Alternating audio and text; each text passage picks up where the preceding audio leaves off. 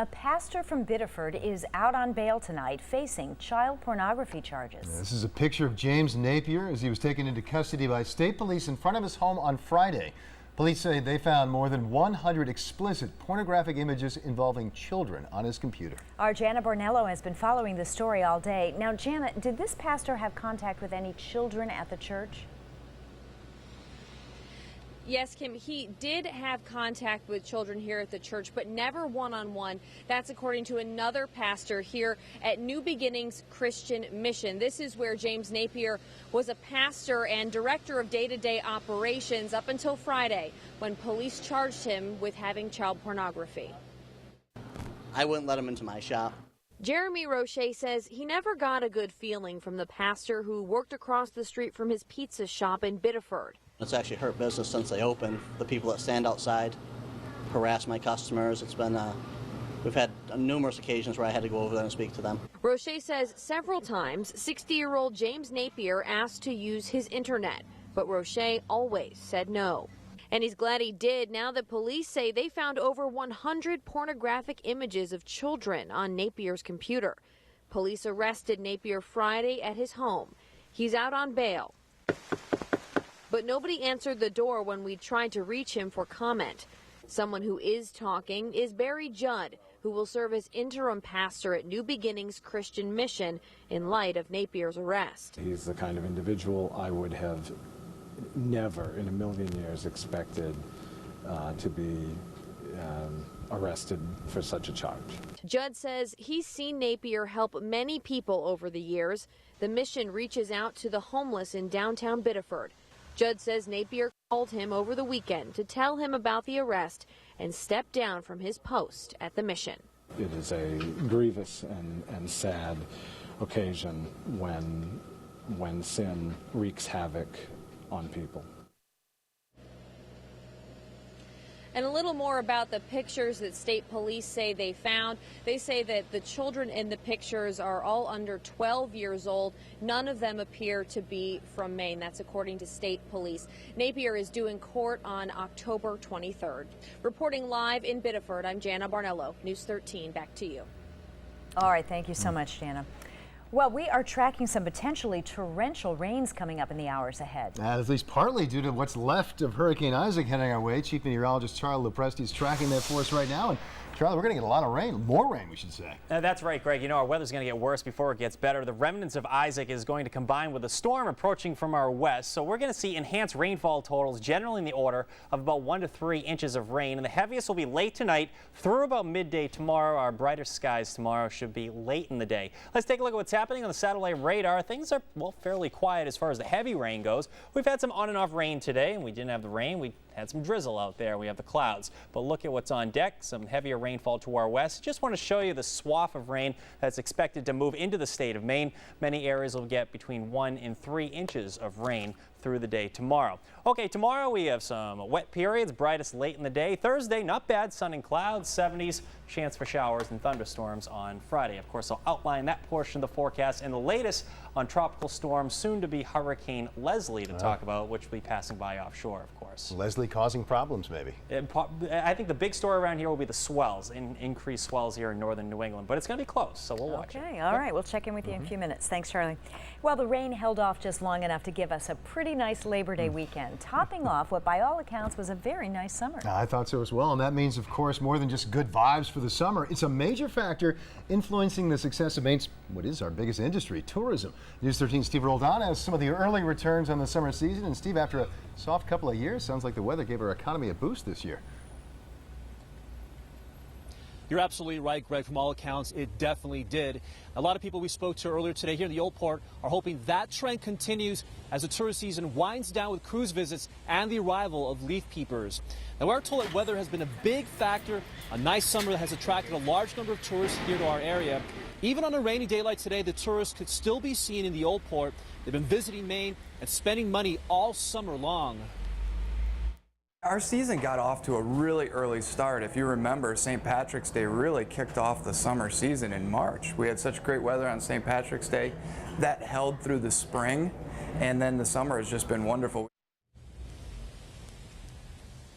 According to the Maine Restaurant Association, lodging industry sales were up 7% in May compared to last year, and they were also up nearly 15% in June. The association also says restaurant sales were up 7% in May compared to last year and up nearly 8% in June. And local restaurant and businesses are not complaining.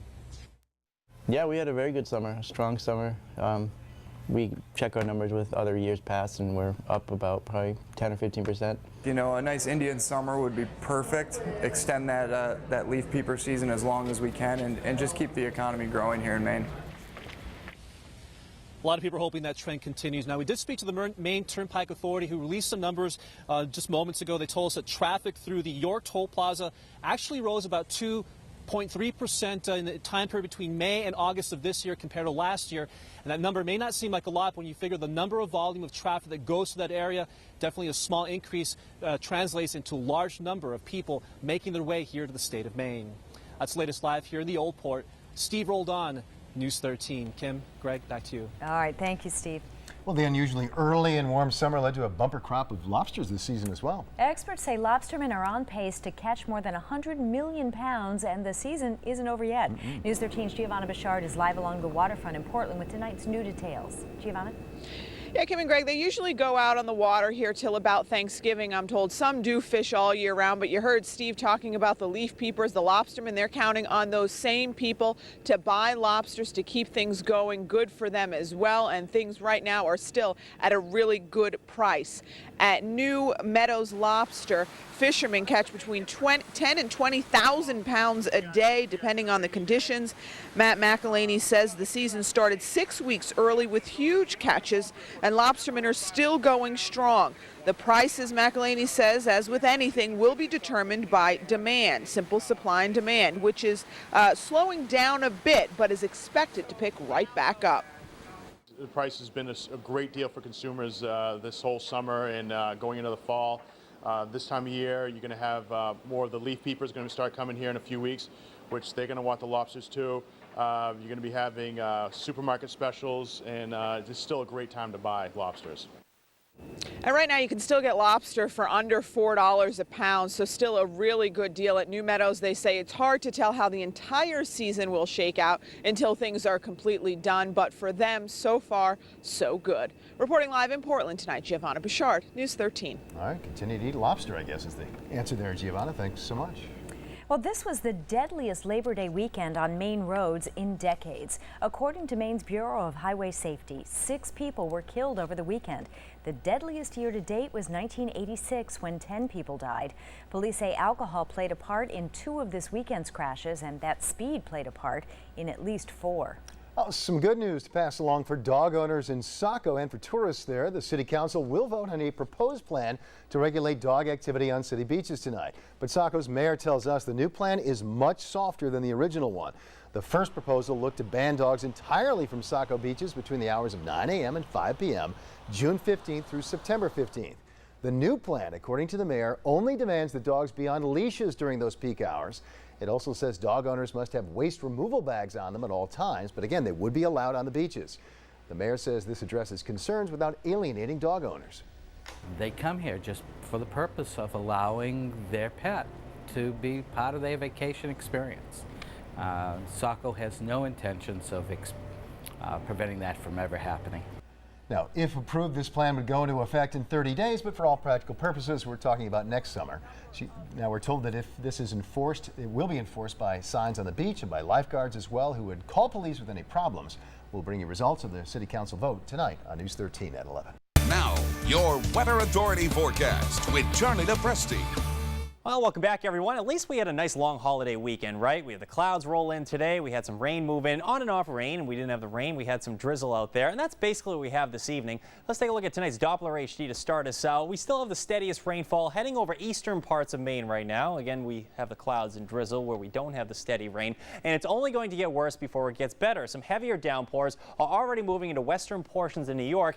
That also combining with some moisture associated from what once was Isaac surging north north as well. So we're seeing increased rainfall down to southern New England as well. You can see this better in a wider view of tonight's satellite radar composite. This is that burst of rain that will be moving through late tonight and through the morning hours tomorrow. Our wettest portion of the forecast, at least over the next several days, will be late tonight, mainly after midnight, through about midday tomorrow. Skies will be brightest tomorrow very late in the day. I expect at least a little bit of sun. That should send temps back into the lower 70s. So that's our forecast. Many areas will get between 1 and 3 inches of rain during that period.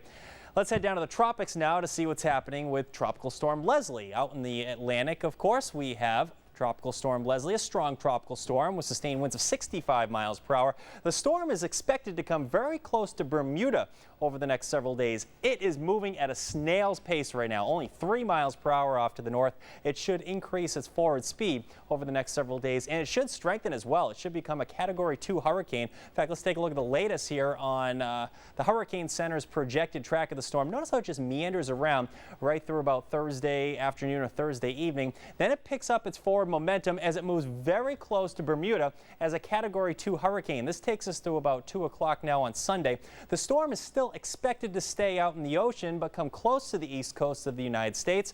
What does that mean for us? Increased swells. If you're heading to the beach, or if you know anyone heading to the beach, surfers are going to like it. I expect seas generally in the order of about 10 to 15 feet. And that will generally be on Monday. Those increased swells are expected to arrive here as soon as late week, though. The weekend and early next week should be quite impressive, though, as far as the waves go here along the east coast of the U.S. Max sustained winds during this period around 90 miles per hour with gusts to 110 miles per hour. Now, I do have to say, any variation in track could significantly change this forecast. If it veers off to the west, we could be talking about a much larger storm heading to northern New England. I don't think that's the case, though. It looks like most of this is going to stay out in the ocean. Okay, storm tracker back at home. We have some rain on our doorstep. Steadiest rainfall late tonight after midnight and continuing through about midday tomorrow. This is about 7 o'clock in the morning. It's still a steady rainfall. Heaviest rain is starting to move out around midday. This is about 11:30 in the morning. Notice the rain starting to push east, developing sunny breaks developing during the afternoon. That should send temps back into the lower 70s. Thursday looks better with a nice mixture of sun and clouds, a low threat for showers and thunderstorms that day. And notice the temperature is running in the mid 70s. Quick shot at rainfall totals here. Most areas looking at about 1 to 3 inches of rain here from Portland up to Lewiston and Augusta. Heaviest rainfall, there it is. It's moving across the mid-coast. That takes us through the day on Wednesday. Okay, rain tomorrow, brightest late in the day, wettest during the morning. Thursday looks okay, sun and clouds, chance for showers and thunderstorms on Friday. And if I had to pick a day this weekend that looks better than the other one, Saturday, sun to increase in clouds. We could be talking about some more rainfall moving in on Sunday, possibly heavy. So we'll watch that for in the near term. Just keep the umbrella handy. Well, we made it through most of August, though. We did pretty well. Yeah, and the weekend was great. So the weekend wasn't great, but it was Most better. of it was. Yes, Monday was good. All right. Thank you, Charlie. Thanks, Joe.